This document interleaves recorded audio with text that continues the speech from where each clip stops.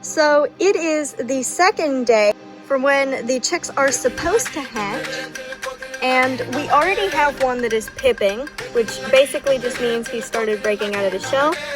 So I'm going to be showing you today how I set up for baby chicks. When it becomes the third or second day, you need to unplug your egg turner. If the chicks hatch while the egg turner is on, they can get hurt or caught in the wheel, and it can also mess up their development. Another reason to turn off the egg turner is so that they can orient themselves. Chickens hatch in a circle, so they slowly rotate as they pip through the egg, creating a circular crack in the shell. So if they keep turning while they're hatching, it may cause them to mess up or not be able to hatch entirely.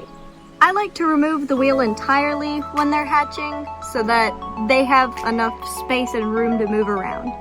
When they're hatching, their humidity needs to be about 70% and the temperature needs to be around 99. As much as you want to, never help chicks when they're hatching, even if they look like they're stuck, unless it's absolutely dire and you're an expert at it. Because if you help a chick out while they're hatching, because they don't have the muscles required and their lungs are not prepared.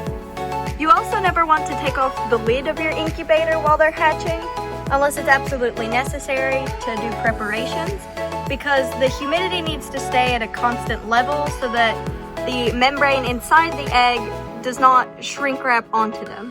When the chicks hatch, I'm going to keep them in this table. This video is to show you how I set up for this and also what you need to have in your cage with your chicks.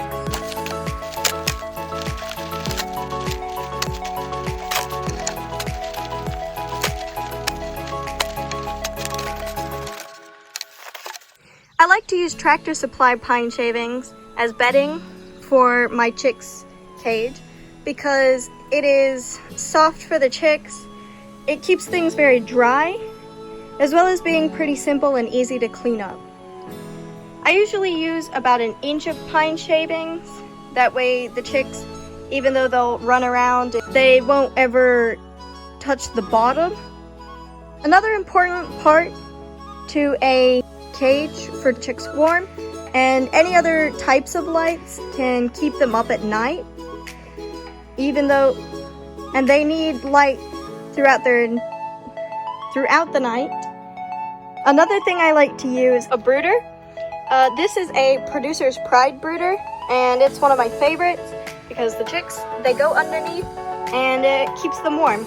It also has 3 levels to it, so if your chicks are smaller, you can have it closer to the ground. Another really important part of raising chicks is what you feed them. I feed my chicks Doomer chick starter. If your feed is too big for your chicks, it can cause problems for them and can cause digestive issues. Your water is also very important. It should be not too big so that the chicks don't stay wet, but also not too small so that the chicks can fit their beaks in and get water. This is the finished setup. Hopefully the chicks will hatch soon and we'll be able to have occupants for this enclosure. Thank you for watching and stay tuned. Which is luckily to keep the egg. I like to use Tractor Supply pine shavings I like to use Tractor Supply pine shavings in order to bed